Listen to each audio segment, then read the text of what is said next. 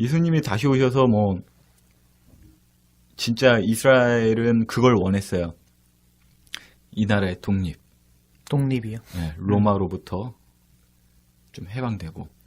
그리고 이렇게 복음서를 보다 보면은 예수님이 어떠한 정당이라고 이야기할게요. 우리가 좀 재미있게 이해되라고. 어떠한 정당을 지지하는 발언을 하시면은 그 정당과 반대되는 정당에서 환호성을 불렀어요. 왜요? 네? 왜요? 반대하니까. 그러니까 비유를 한다면 이게 적절한 비유인지 모르겠는데 지금 저기 야당 여당 있잖아요. 네. 근데 이 야당 말이 맞아. 이렇게 이야기하면 여당에서 좋아했어요. 아, 여당이 좋아했다고요? 좋아했어요. 그러니까 반대되는 당에서 반대되는 당이 어떠한 당을 이제 예수님이 반대하시거나 이러면 좋아했다고요. 그리고 메시아인지 다 알아봤어요, 사실. 몰라본 게 아니에요. 예수님 예루살렘에 이렇게 입성하실 때 사람들이 자기 겉옷들 다 벗어 던지고 종려나무를 흔들면서 호산나 호산나는요 왕의 입장을 그러니까 촛불 집회가 열린 거죠. 완전 열린 거예요. 그래서 로마에서도 긴장이 탄 거죠. 이게 뭔 일이야? 저 뭐야? 막 긴장이 탄 거죠. 근데 이제 바리새인, 그 다음에 그 당시 이제 바리새인, 그 다음에 사두개인, 뭐 에세네파 이런 어떻게 본다면 약간 재정일치적 사회였으니까 어떠한 정당과 같은 느낌도 있었던 것 같아요. 근데 그 사람들이 좀 깨름칙한 거죠. 성경을 연구했을 때 부정할 수는 없었을 것 같아요. 제가 봤을 때. 근데 왜 싫었냐면은 네가 틀렸다라고만 계속 하셨거든요. 예수님이 오셔서. 너 더불어민주당 틀렸어. 너 홍준표 틀렸어. 근데 잡혀가는 거 아니죠? 나 투표권 있는 사람입니다. 너 틀렸어. 다 틀렸다고 하니까. 싫은 거죠. 근데 간혹 가다가 빨간 당이나 파란 당이나 맞는 말씀 하실 때도 있잖아요. 네. 그렇다고 해서 더불어민주당 마음에 안 드니까 저 사람들이 맞는 말 해도 틀렸어. 이러신 분은 또 아니시거든요. 예수님이. 그건 네 말이 맞아. 하니까 또 반대파에서는 저거 짜증난다. 이러다가 또 예수 괜찮은데? 좀 해야겠는데? 그러면서 동시에 그 세 지파에서는 국민들을 되게 무서워했어요. 그러니까 죽이지 못했다고요, 함부로. 복음서에 보면 써있어요. 민중들이 두려워서 죽이지는 못했어요. 그리고 국민들이 완전히 지지를 받았죠, 예수님께서. 그래서 예루살렘에 이제 딱 입성하시는데 예수님이 국민들 편을 안 들어주셨죠. 니네도 다 틀렸어. 이거죠. 근데 그 예수가 좀 적을 만드는 거 아니에요, 지금? 적을 만드는 게 아니라 어떠한 정답, 진리가 있다면 그 진리에 있어서 올곧으신 거죠. 올곧다라는 이야기가 예수님을 위인으로 격화시킨 것 같아서 저도 참 민망한데 하나님이시니까요. 어떤 누구의 지지도 사실 필요도 없는 거예요. 지금 이 말은 성경입니다. 네. 예수님이 말씀하신 거예요. 나는 너희들의 지지 필요 없다. 하나님이 날 지지하신다. 그러니까 우리가 앞에서 이야기했던 게 제가 이야기를 꺼냈잖아요. 어떠한 모습으로 오시든 그걸 우리가 환영할 것인가. 왜냐면 그분이 우리를 지적하시면 기분 나쁘잖아요. 교회 대성식 가봐야 갔는데 회개하라고 그래요. 그럼 짜증나지. 내가 뭔 죄를 졌는데.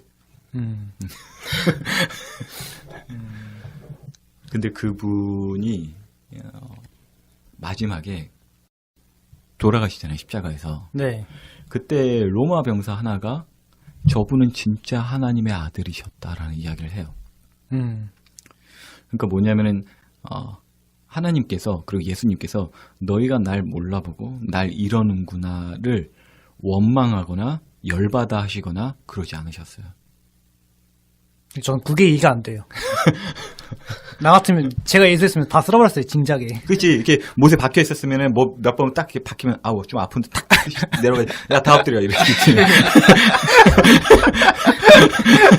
다 엎드려 이렇게. 우리 대성 씨가 메시아로 오셨으면 십자가 못 담을 이렇게 채찍 한 대 따고 되게 아파. 야, 다 엎드려. 니들이 뭘 잘했다고 날 때려. 예수님이 왜 죽으셨을까요?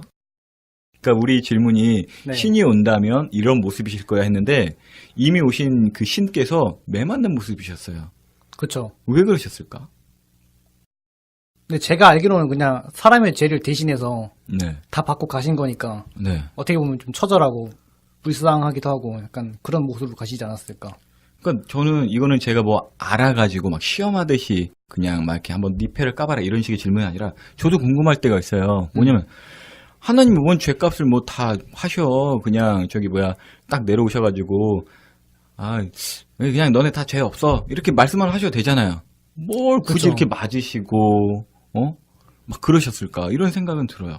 조이님은 어떠세요? 하나님의 그 정해놓은 하나님의 뭔가 그런 원칙이라고 뭐하긴 뭐하고 질서이지 않을까 싶어요. 그러니까 하나님은 죄가 없는 분인데 죄라는 것을 없애기 위해서는 어떠한 피를 흘린 어떠한 죽음으로 뭔가 대신해야 된다라는 그러한 질서가 있기 때문에 본인이 질서를 만드신 하나님 질서를 파괴하시지는 않을 거잖아요. 저는 되게 조이님의 의견에 동의하는데 갑자기 딴 생각이 들어서 잠깐 요것만 나눌게요. 네. 대성 씨가 상상하시고 그리고 저도 어느 정도 거기에 동의하는데 흑인 여성 어린아이로 태어났는데 십자가를 지겠다면 하나님 되게 좀 아동 학대죄로 고발했을 것 같아요. 그러니까 신이 온다면 그런 모습으로 왔으면 네. 좋겠다고 했는데 와서 하는 일이 매맞는 거야. 네. 근데 흑인 여성 어린아이의 모습으로 십자가를 진다. 어우. 세계적으로 그냥 어떤 무신론자는 그래요. 하나님 고발한다고. 아동 학대죄라고. 자기 아들 보내서 죽이니까. 그래서 그러한 질서의 하나님이시기 때문에 본인이 만든 질서이기 때문에 그러지 않으셨을까라는 생각이 들어요. 근데 모르겠어요. 저 인간적인 관점에서 저도 인간이에요. 원칙 그냥 좀 한번 깨면 어때요? 그치? 맞아요. 좀 깨면 어때? 신인데. 사람들도 자기 뭐 계획 세워놓고 다 해놓고도 부쉈다가 다시 세웠다가 계속 하는데 신이 자기 마음대로잖아요. 전지전능한 신이 한번 부수면 어때? 내 마음대로 하면서 그냥 막말로 그냥 날라리처럼 행동해도 아무도 뭐라 할 사람 없는데. 난 날라리라고 생각지도 않는다니까요. 아니 그냥 막말로 그러니까 막말로. 네. 조이님, 나 이거 좀 안 된다. 이거 기독교 좀 의심 가는데? 다행히 하나님이 그런 분 아니어서 다행인 것 같아요. 그런 분이었으면 이 세상이 진짜 하루에도 12번도 만들었다 지워졌다 죽였다 살렸다 했을 것 맞아요. 같아요. 그건 맞네요. 만약에 하나님이 자신의 어떠한 법을 어기시면은 네. 우리도 법 어겼을 때 하나님한테 좀 딴지 걸까봐 하나님이 애초에 막으신 건가? 그럴 수도 있겠네요. 그렇죠. 네. 조금은 왜냐면 요즘 그 장관 되신 분 이렇게 막 우리 대성 씨 장관 되실 수 있으니까 조심해 드려야 돼요. 뭐 청문회 나가는데 맞아요. 조이랑 만나면서 저기 뭐야 돈 받았다면서요? 막 이렇게. 하나 다 조심해야 되는데 먼지 털어서 먼지 안 나오는 분이셨죠 예수님이. 네. 죄가 없다. 빌라도 마저도 이분은 죄가 없어. 없다. 라고 얘기했죠. 왜 그러셨을까? 왜 죄가 없었냐고요? 왜 죄가 없었냐는 게 아니라 그 죄 없는 분이 네. 왜 그러셨을까? 본인이 말씀하신 걸 지키기 위해서 그러시겠죠? 그래요? 너무 성경적인 답변이어서 죄송한데 아니 죄송합니다. 네, 본인이 말씀하신 걸 지키기 위함이라고 저는 생각해요.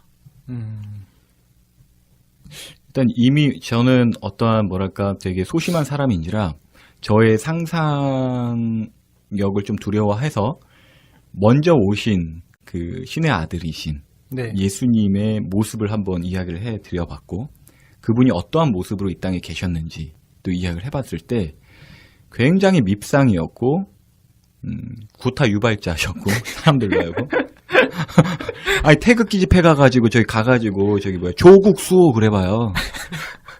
그래서 저기 조국 수호 하는 데 가가지고 태극기랑 성적이 들고 박근혜 전 대통령 석방하라 그래봐요. 그거 얼마나 밉상이야. 그쵸. 그 이리들의 거기 있는데 가가지고 양처럼 가셔가지고 근데 막 그렇게 막 도망도 치셨어요. 성경 보면 막 도망가셨어요. 그래서 저는 다시 또 얘기인데 사랑을 연구해 볼 필요가 있어요. 그분들이라고 표현한 건 상위이기 때문에 그래요. 그 신학자, 그러니까 초대 신학자들이 신학자들의 이야기를 어떤 화가가 그려놓은 건지 모르겠는데, 이 세상을 창조하기 전에 하나님의 모습들을 이렇게 한 거예요. 뭐, 원형 탁자에 세 분이 앉아있는 형상을 그려놨어요. 그림이 있는데. 회의를 하시는 장면을. 근데 그게 뭐냐면은, 이제 그 그림만 보여주고, 이제 저는 그냥 상상을 했었는데, 그 십자가의 사건이 우리를 만들기 전부터 예정되어 있었다라고 하거든요. 그러니까 그 십자가 사건을 누가 어떻게 할 것인가 논의를 한 장면을 그림으로 그려놓은 게 있었어요. 이게 사랑이 뭘까라는 생각이 저는 더 고민이 되더라고요. 피조물. 배 아파 낳은 자식을 저는 경험치 못해서 그러겠는데, 뭐 하나님이 배 아파 낳으신 것도 아니거든요. 그냥 흙으로 쪼물락쪼물락 해가지고 후 불어가지고 만드셨고.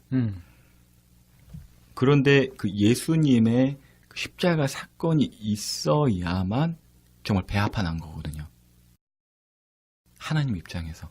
근데 왜 그걸 굳이 그러셨을까라는 것에 있어서는 그분이 틀렸다라는 것을 제가 도전하거나 이해가 안 되기 때문에 반론하려고 하는 접근이 아니라 전 정말 그 사랑을 좀 진하게 알아가고 싶어서 계속적으로 그 사랑에 대해서 연구를 하고 싶어요. 왜 그러셨을까? 3000% 다시 또 국도 타고 빠져요. 신이 다시 온다면에 있어서 좀 경계를 한번 그럼 우리가 정해본다면 어떤 모습이 좋았을까? 제가 원하는 모습은 지난번 오셨을 때는 연약한 모습이셨으니까 이번에 오셨을 때는 좀 강한 모습이셨으면 좋겠어요. 물론 지난번의 모습이 연약한 모습이었다라는 건 제 주관적인 거지만 그때도 강하신 분이셨어요. 그리고 강하신 분으로 오신 거예요. 우리가 보이지 않는 그 영적인 면에 있어서 영적 전쟁을 치르신 거거든요. 그때 사단의 머리는 부셔졌어요. 사단의 머리는 부셔졌고 다시 오실 때에는 우리의 머리가 작살나서는 안 될 텐데. 왜냐면 요한계시록 보면은 부자들이나 네. 요즘 부자 어떻게 하면 부자가 되냐? 남 뒤통수 치면 부자 돼요. 그쵸. 하나님한테 복 받아도 부자 돼요. 하나님의 복 받았니 내가 남의 뒤통수를 쳐서 복 받았는지 그 애기들 줄 거 못 주고 옛날에 그 어린이집 유치원 뭐 그런 거 나오잖아요. 네네. 그런 거에서 등쳐먹어서 부자 되는지 난 모르겠어요. 모르겠는데 어찌됐건 부자들이나 권세자들이나 이런 자유자나 종들이나 부자든 가난한 할 것 없이 산들아 예수님의 얼굴에서 나를 좀 가려달라. 차라리 바위가 내 위에 이렇게 볼짝이나 이런 데 메워져서 날 좀 가려달라. 이렇게 벌벌 떨어요. 요한계시록 보면은. 찔리는 게 있으니까 그러겠죠. 아마 대성 씨가 바라는, 그리고 제가 바라는 통쾌한 일은 분명히 있을 거예요. 근데 그 통쾌한 일에서는 너도 거기에 있어. 그게 무서운 거죠. 조이님은 어때요? 뭐가요? 그러니까 신이 다시 온다면 어떤 모습으로 왔으면 좋겠다. 혹은 뭐 성경적인 얘기도 괜찮고. 그냥 앞에서 일단 다 얘기하신 것 같고, 그냥 저는 예수님 오실 때 저도 좀 데리고 갔으면 나는 그 환란을 맛보지 않았으면 하는 그냥 그런 기대감, 소망함 그런 게 있고, 또 저의 때에 그냥 오셨으면 좋겠다. 내가 죽고 나서 뭐 언제 오실지 모르겠지만 죽고 나서 오는 게 아니라 제가 살아있는 이 생전에 오셨으면 그 모습을 내가 봤으면 하는 그런 소망함이 있어요. 네. 대성 씨는 지금 저희들과 기독교인들과의 이야기를 통해서 다시금 신이 만약 있다면 네. 이런 모습으로 왔으면 좋겠다라는 것에 있어서 아까 말씀하신 것과 조금 달라진 점 있으세요? 그러니까 말씀하신 거 다 이해는 했는데, 전 그래도 똑같이 의견은 변함이 없는 것 같아요. 흑인이고 여성이고 아이 와서 정말, 막강한. 네, 파격적으로 와서 정말 막강한 힘과 권력으로 아주 싹 쓸어버린 다음에 그런 식으로 한번 나타나셨으면 좋겠어요. 근데 그걸 느낄 수 있는 방법도 있는 것 같아요. 어떻게 해요? 성경에 보면 예수님의 이름으로 두세 사람 모인 그 자리에서는 하나님이 함께 하신다 하셨거든요. 네. 그러면 그 하나님의 함께 하심을 좀 느껴보면 다시 오실 예수님, 다시 오실 하나님을 좀 알아가는데 좀 더 도움이 되지 않을까라는 생각을 해봐요. 고로 믿음을 가지게 된다면 믿음을 가지고 뭐 믿음이 없어도 예수님의 이름으로 있는 두세 사람 있는 그 자리에는 함께 하신다 하셨으니까 분명 이 자리에도 분명 하나님 함께 하셨을 텐데 여기서 느끼는 그 감정 하나하나 느낌, 생각 이런 것들 하나하나를 좀 잘 추적해보면 다시 오실 예수님을 또 알 수 있는 뭔가가 되지 않을까 그런 생각을 해보는 것 같아요. 네, 이게 저번에도 말씀해 주셨잖아요. 그래가지고 이해는 하고 있는데 저는 사실 이런 말을 할 때면 솔직히 잘 안 믿겨요. 그러니까 모르겠어요. 제가 인간이고 무신론자이기 때문에 그런지 모르겠는데 저는 그냥 제 눈앞에 보여야 돼요. 근데 뭐 두세 명이 모이면 하나님이 계시다라고 하는데 저는 솔직히 모르겠어요. 제가 보이는 거는 그냥 앞에 계신 제이시랑 조이밖에 없고 근데 뭐 크게 아직까지는 잘 모르겠어요, 진짜. 네. 저도 모르겠어요. 진짜로 그래요. 맨날 하나님이 살아계신 것 같고, 막 옆에 있는 것 같고, 해서 좋을 사람이 몇 명이나 있겠습니까? 계속 따라다니면서 그럴 것 같아요. 야, 너 이거 잘못된 거야. 너 이거 잘못하는 것마다 그러면은 막 스트레스 받아 미칠 것 같은데. 그러니까 하나님이 굉장히 눈치가 빠르시고, 우리를 정말 사랑하신 것 같아요. 눈에 가리시고, 안 보이게 하시고, 그런 이유도 있는 것 같아요. 한편으로는 선택하기인 것 같아요.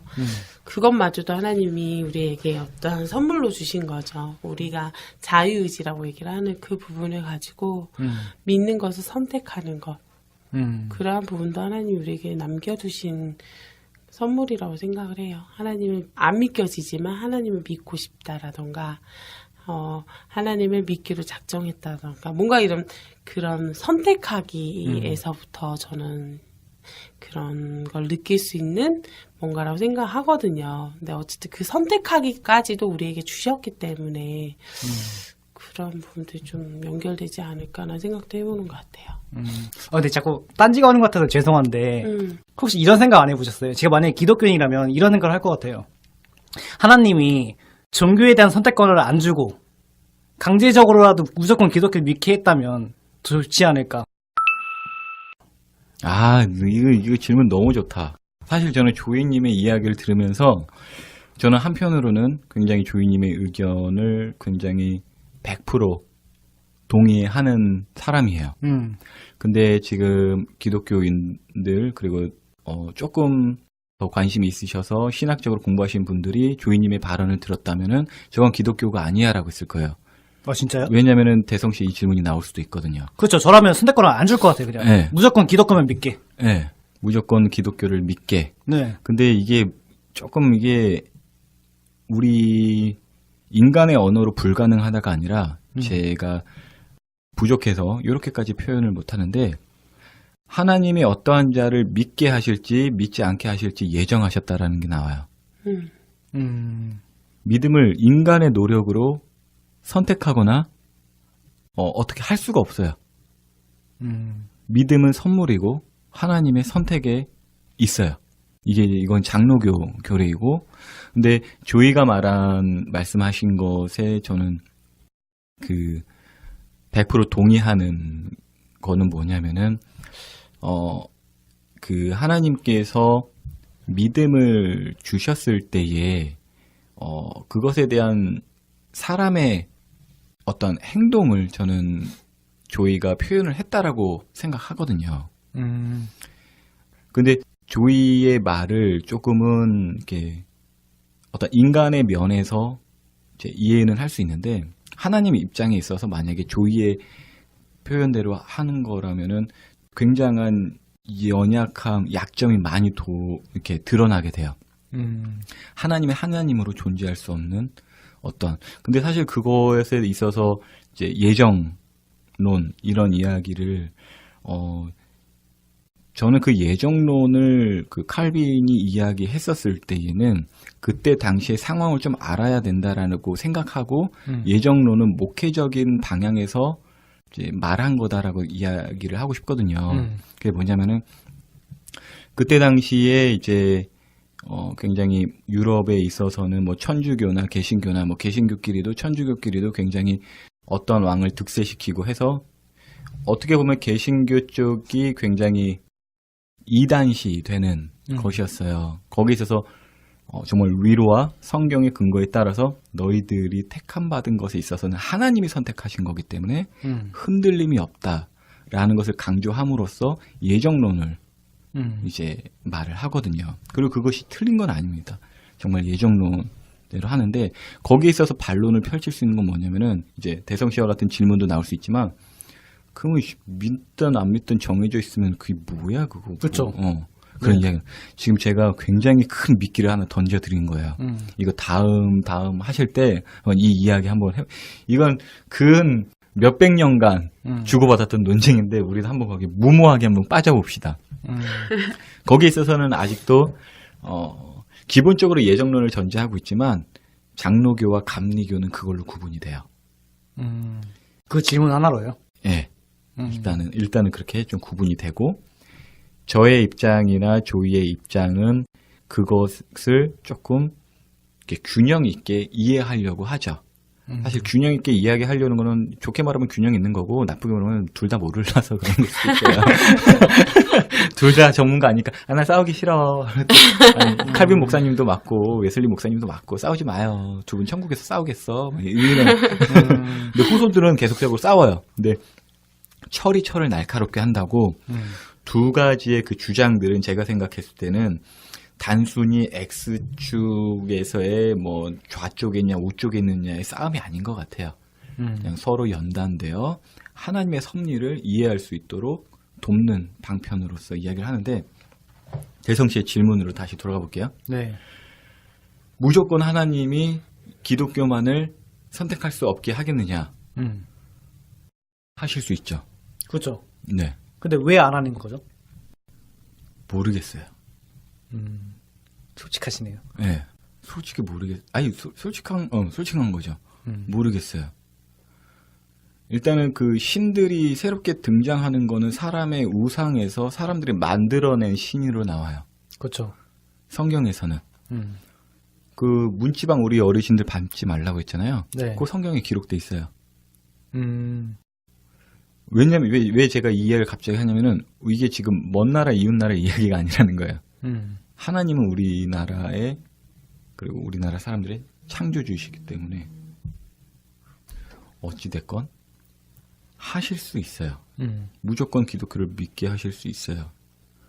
근데 그것을 허용하신 것은 저는 계속적으로 그 하나님의 섭리를 이해하려고 할 때 계속 사랑에 꽂혀 있어요. 왜냐면 그 대성 씨랑 우리는 이야기를 해서 알지만 사랑에는 영원과 자유가 서로 상호작용을 하잖아요. 네. 근데 정말 그 자유라는 것은 우리가 하나님을 믿을지 안 믿을지에 대한 선택권을 갖고 어떤 것을 선택했을 때도 계속적으로 그 선택을 할 수 있는 거. 그게 난 확보되어야 한다라고 생각하거든요. 이건 그냥 법률적인 용어에 있어서예요. 네. 왜냐면 자유라는 건 적법에 종속된 상태이기 때문에 그러니까 죄를 짓지 않은 상태가 자유라는 것이죠. 그렇죠.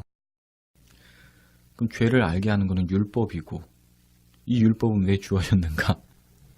우리가 무엇인가 잘못을 저질렀고 지금 굉장히 신학적인 토론이 될까 봐 조마조마합니다. 어찌됐건 대성 씨에 대한 질문을 한다면 잘 모르겠어요. 치트키를 쓴다면 우리를 사랑하셔서요. 그놈의 사랑한다 하겠는데 네. 이것에 대해서 심오하게 좀 저는 굉장히 관찰하고 연구하는 사람이기 때문에 사랑 타령이 아니에요. 진짜 너네들이 개맛을 알아 하는 것처럼 저는 진짜 하트 모양 이렇게 껴안고 니들이 사랑을 알아 이러고 싶어요 진짜. 그러면은 아까 그 얘기 뭐였지? 아까 더 이렇게 심오하게 들어가려고 했던 거는 다음에 하는 걸로 하고 지금 우리의 주제가요. 네. 너무 어려워. 어려운 것도 있는데 우리가 편안하게 상상할 수도 있었잖아요. 네. 근데 지금 여기 있어서 왜 편하게 상상할 수 없었냐면은 이것이 사실이기 때문에 그래요. 그러니까 대성 씨도 우리한테 낚였어 지금. 근데 구름 타고 온다는 말도 들으면 나는 그게 무속신앙들이 생각이 나는지 모르겠어요.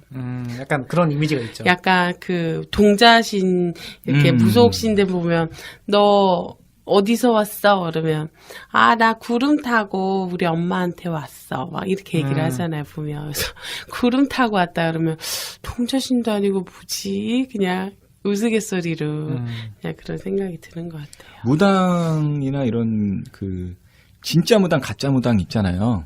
네. 가짜 무당은 딱 들어가면은 너네 집에 사과나무 있지? 그러면 없는데 아파트 사는데 있었으면 큰일 났어. 그러면 그게 가짜 무당이고 콩밥으로 바치는 게 가짜 무당이고 진짜 무당은 진짜 이제 알아보죠. 악신이 깃들인 건데 뭐 조상이 뭐 깃들렸다. 뭐 박정희 전 대통령의 신이 뭐 이순신 장군이 했다 했는데 여기에 대해서는 우리 대성 씨 어떻게 생각하세요? 솔직히요? 다시 오신 신이잖아요. 그것도 보면. 그냥 저는 다 사기라고 생각해요. 사기. 네. 저도 모방된 진짜라고 생각해요. 거짓으로 모방된. 진짜 영적인 존재들은 전 있다라고 믿거든요. 근데 그러한 존재들이 굉장히 스토리를 많이 만들어내요. 이 방송을 듣고 계시면서 어떤 조상신이나 무속신앙을 갖고 계신 분들이 들을 수 있을 텐데 혹시라도 듣고 내 생각은 그렇지 않다라고 한다면은 뭐 댓글이 되었든 뭐 이렇게 남겨주시면 재밌는 이야기가 있을 것 같아요. 근데 제가 갑자기 든 생각인데 네. 만약에 신이 다시 온다고 하면 네. 사람의 모습으로 왔다고 칩시다. 그러면 그 신하고 문하고 만나게 해보고 싶지 않아요? 저는 그런 궁금증 드는데. 하나님이 다시 이 땅에 오신다면 그러니까 그 무속을 가지고 있는 무당들은 그 안에 있는 악신들이 네. 두려움에 떨어서 어딘가에 숨어버리겠죠. 그 성경에 나와 있어요. 칠 수가 없지 않을까. 그 하나님이 안 나서 돼요. 이야기 끊어 죄송합니다. 그 우리가 가도 돼요. 저기 조이님이 가셔도 돼요. 조이님은 그런 경험도 있잖아요. 네, 저는 경험 있어요. 네. 그럼 그 사람들이 도망가요? 아니 그 성경에 뭐라고 써 있냐면은 바울이 네. 어디 갔는데 그 귀신 들리면서 점치는 여종 계속 막 뭐라 하는 거예요. 그 귀신들은 알아. 귀신들도 하나님을 이렇게 무서워하고 찬양할 때도 있어요. 찬양이라고 하기보다는 두려워하는 거지. 당신은 뭐 지극히 높으신 자이고 다 알아요. 진짜 무당들은 교회 다니라고 그래요. 네, 맞아요. 깝치다가 진짜 죽으니까. 진짜요? 저 그런 경험 있어요. 있어요. 길 저희 가- 어머니도 네. 그렇고, 아, 미안해. 먼저 얘기하세요. 계속 겹치네. 이야기 다 끝나가려니까. 네. 다음 주 할까요? 아무튼 그 성경의 근거로만 이야기할게요. 거기에 있어서 바울이란 이제 우리 귀한 선배님이 이제 성령님의 충만한 상태에서 계속 걸리적거리니까 귀신 내쫓았어요. 그 점을 못 치는 거야. 예, 귀신이 나가니까요. 점치는 사람들 진짜를 이야기하는 거예요. 왜냐하면 귀신들이나 악신들은 우리가 태어났을 때부터 우리를 쭉 관찰하기 때문에 우리의 과거를 다 맞힐 수 있어요.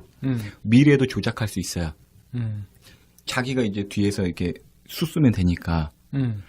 근데 아무튼 그 악신이 떠나면서 돈벌이가 안 되니까 바울이 내쫓겨나는, 이렇게 핍박받는 그런 사건도 기록되어 있어요. 이건 성경의 이야기고 실제 이야기는 우리 조이님을 통해서 들어보죠. 네, 있어요. 저는 막 저한테 신이 올 것 같다 그러길래 아, 난 성령 받았다고 예수 믿으라고 이렇게 얘기도 하고 또 거기 있는 사람이 제가 있으니까 이게 점괘가 안 나오나 봐요. 이렇게 나가달라고. 옆에서 좀 나가달라고. 그래서 난 있으려고 했었던 게 아닌데 우연히 어떻게 옆에 있게 된 그 자리가 있었는데 아, 점괘가 안 나온다고 나가라고 그러고 또 정말로 악신이 있는 그 사람은 저에게 교회를 열심히 다니시라고 그렇게 얘기를 하시더라고요. 그래서 당신도 예수님 믿으시라고 그렇게 얘기한 적이 있죠. 이게 우리가 기독교가 제가 그리고 대성 씨가 특별히 우리 조이님이 그 안에서 중심을 잘 잡아주고 계신데 대성 씨나 저나 어떤 이야기가 굉장히 논리적이고 지적인 이야기, 청취자들에게 죄송한데 그렇게 지적이지도 않으면서 그런 이야기만 하니까 좀 그런데 하나님은 정말 살아계신 그 신비의 영역이 있어요. 근데 저 방금 전에 얘기 들으면서 생각난 건데 좋은 컨텐츠가 생각난 게 신앙심이 좋은 사람들 데려다가 네. 그 무속신앙 도장 깨기를 도장. 쓸데없이 도장 이 깨기를 세상에 모든 무속신앙을 만나면서 도장을 컨텐츠 하나 생각났어요. 유튜브 찍어서 우리 대박날 것 같은데 이거. 유튜브에 뭐 있어요. 그런. 진짜 있어요? 그런 또? 목사님이 있어요. 도장을 아. 깨려는 게 아니라 막 이렇게 하는 게 아니라 예수님을 전하기 위해서. 근데 사실 저는 그런 경험이 있어요. 제 가까운 지인이 사실 귀신이 들린 적이 있었는데 제가 기도해서 쫓아낸 경험이 저에겐 있어요. 개인적으로. 근데 사실 그게 너무나 힘들어요. 힘들다고요? 예. 영적 싸움이 너무 힘들어서 그냥 인간된 마음으로 굳이 그렇게까지 가서 내가 그렇게 해야 되나. 쟤네들 그냥 알아서 예수님 이름만 들으면 다 나갈 애들인데 내가 굳이 그렇게까지 준비하고 가서 해야 되나 이런 생각? 사실 그런 생각이 좀 많이 들어요. 그래도 막 세계 저명한 목사님들 다 모셔다가 하면 좀 괜찮지 않을까요? 쪽수로 밀어붙이면. 저기 세계에서 뭐 이렇게 되게 크게 이렇게 하는 그 귀하게 쓰임 받는 목사님들 보면은 단체로 그냥 도장 깨고 계세요, 지금. 네, 지금 있어요. 아, 진짜요? 네, 네. 지금 실질적인 우리나라에서도 네. 가까운 요 주변에 있는 교회에 가시면 그런 집회에서 귀신들이 쫓아나가는 모습 볼 수 있어요. 한번 갑시다. 오. 네. 재밌겠다. 진짜 그 우리가 생각하는 그 신비라고 생각하는 그 영역이 정말로 있고 실제 있어요. 네, 존재하고 있어요. 근데 혹시 목사님이 갔는데 오히려 이제 설득을 당하거나 아니면 반대로 귀신이 물려오는 경우도 있어요? 있어요. 아, 진짜요? 성경에 일단 저는 성경 근거로는 성경에 그게 있어요. 남들이 막 내쫓고 하는 게 멋있어 보이는 거예요. 네. 그래서 나도 예수님과 바울의 이름으로 귀신을 나가라 했는데 귀신이 그 사람들한테 뭐냐면 내가 예수도 알고 바울도 아는데 넌 누구냐 하면서 달라들었어요. 저는 이제 아는 목사님의 실제적 사례인데 그 네. 목사님이 어떤 친구 이제 귀신 들린 친구를 기도하는데 그 귀신이 막 웃었대요. 너도 깨끗하지 않은데 누구야 누구를 쫓아내냐고. 그때 목사님이 그때 살짝 되게 많이 두려우셨다고 하시더라고 인간된 마음으로.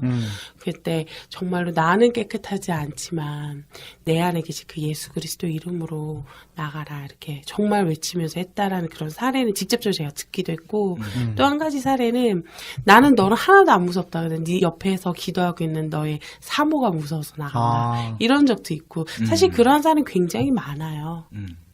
네. 그래서 그런 거를 축사라고 얘기를 하거든요. 네. 그런 축사 사역하시는 목사님들은 이제 목사님뿐만이 아니라 사실 예수님 믿는 사람이라면 다 누구나 있어요. 다 할 수 다 있어요. 예수님을 믿는 사람은 누구나 귀신을 쫓아낼 수 있어요. 장풍 쏠 수 있어.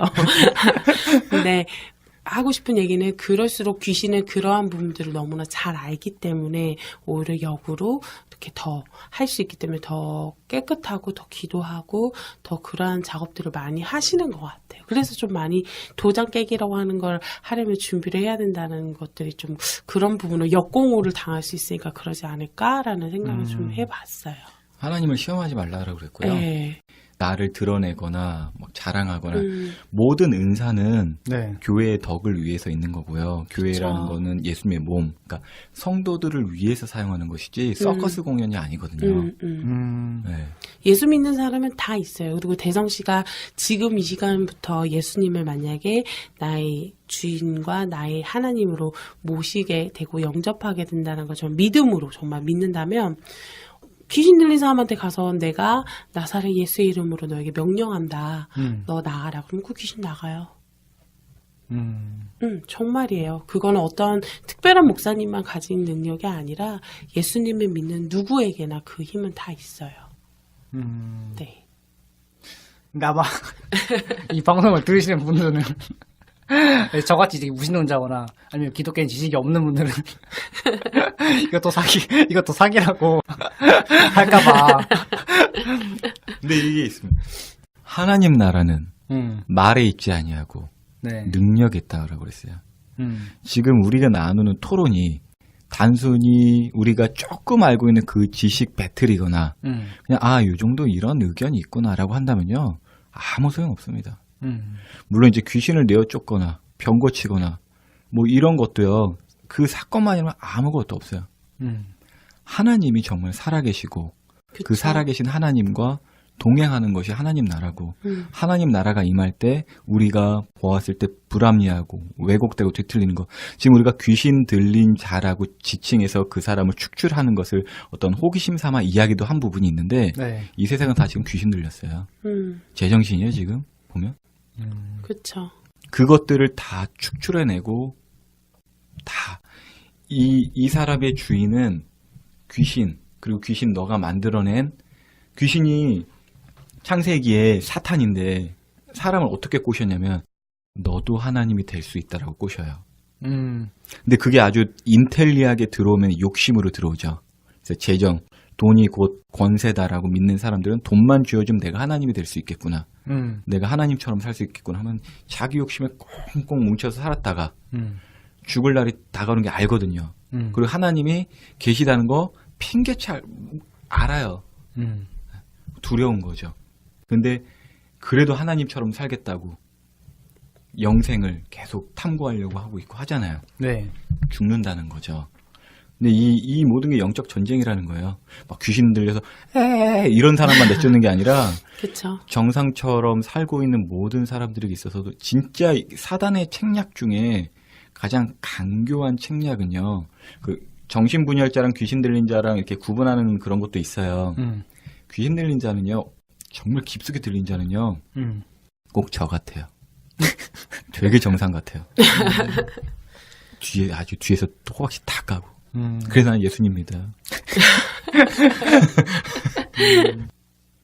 그러면 오늘 되게 많은 얘기를 한 것 같은데 이제 좀 마무리해야 될 것 같아요. 네. 오늘 주제가 일단은 1부였죠. 네. 1부였는데 벌써 시간이 이렇게 돼가지고 네. 신이 다시 온다면 어떤 모습으로 올 것인가 라고 했었는데 저 같은 경우는 이제 근데 개인적인 생각으로 흑인이면서 여성이고 어린아이의 모습으로 올 것이다 했는데 성경의 어떤 두 분의 말씀을 들어서 성경에 의한다면 구름을 타고 오신다. 네. 맞아요. 구름을 타고 오시고 모두가 알고. 온 세상의 모든 사람이 다 알 수 있도록 그렇게 모두가 다 알 수 있도록 올 것이다. 네. 그렇게 말씀하셨는데 뭐 어떻게 오실지는 저도 잘 모르겠어요. 네. 저도, 기대해 봅시다. 네. 깜짝 안 놀랐으면 좋겠어요. 그러니까요. 네, 그래서 일단 성경적인 얘기는 그렇고, 뭐 이 방송을 들으시는 분들도 개인적인 생각도 좋고 성경적인 얘기도 좋으니까, 개인적으로 뭐 어떻게 오셨으면 좋겠다, 혹은 이렇게 오실 것이다라는 생각 같은 거 댓글로 남겨주시면 저희가 다 읽어보도록 하겠습니다. 감사합니다. 감사합니다. 네, 감사합니다.